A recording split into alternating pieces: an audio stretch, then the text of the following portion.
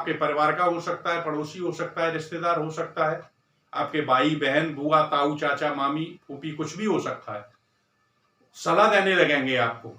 तो आप ये सोच लीजिए कि आप कंपटीशन की तैयारी कर रहे हैं, you are also a well educated person, you should think your self what is the wrong and what is the right, you should go in your direction but don't pay attention to what's the others. दूसरों को ये ना देखें, क्योंकि देखिए सलाह आप ले सकते हैं, लेकिन जिस क्षेत्र के आप हैं उसी क्षेत्र का कोई एक्सपर्ट हो या उसी क्षेत्र में वो कार्य कर रहा हो, वहां तक तो ठीक है। लेकिन कुछ लोग ऐसे होते हैं कि उन्हें आता कुछ भी नहीं है, उस क्षेत्र के बारे में कोई जानकारी नहीं रखते। ये इंडिया के लोगों की खूबी होती है कि हम उम्र में बड़े हैं या हमारी जो हमने जीवन के तजुर्बे देखे उनके अनुसार तो मैं बता रहा हूं। अरे तजुर्बे देखे क्या, उसी क्षेत्र का तजुर्बा देखा है? आपसे कहेंगे नहीं, इस तरीके से पढ़िए। जैसे कभी कभी आप देखते हैं कि माँ बाप भी उम्र में बड़े हैं या ताऊ चाचा है, सवेरे उठिए 4 बजे, उसके बाद आप पढ़िए, या शाम को आप 9 बजे सो जाइए 10 बजे पढ़िए। अरे आजकल इतना प्रेशर बढ़ चुका है कंपटीशन का कि आपको रात के 1 या 2 बजे तक भी पढ़ना होता है। जब दिन में शोर शराबा होता है, रात को शांति हो जाती है, तो कंपटीशन के लिए माइंड को कंसंट्रेट करना पड़ता है, एकाग्रचित्त होना पड़ता है।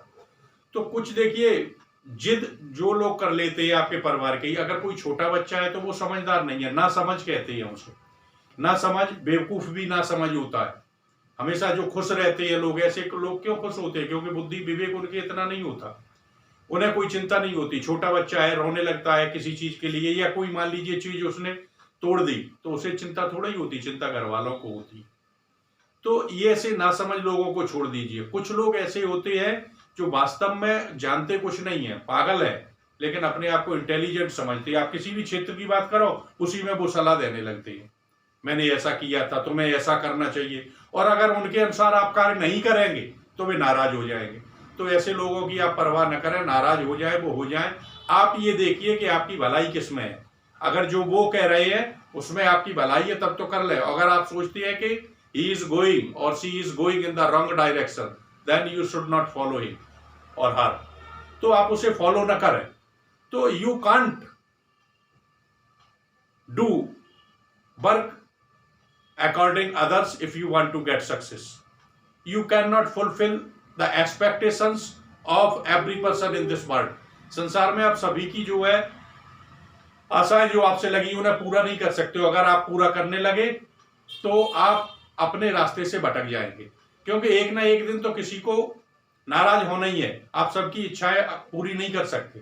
तो you should do your work yourself. If you are the competitive students, you should not fulfill the desires of every person, because they give you the advice according his own mind or her mind, but you should do every work according your own mind.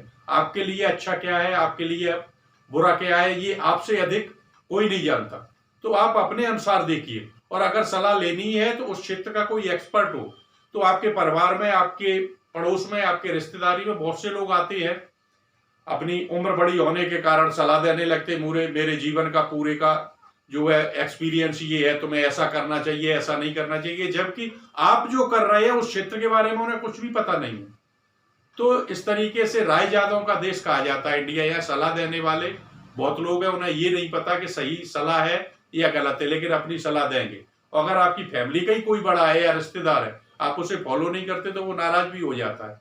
तो सभी की जो है आशाएं जो आपसे टिकी हुई हैं, तो सभी की कभी पूरी नहीं कर सकते, कभी ना कभी किसी ना किसी को नाराज होना ही है। तो आपको सोचना यह है कि आप सफलता किस तरीके से पाएंगे। Any how you should get success.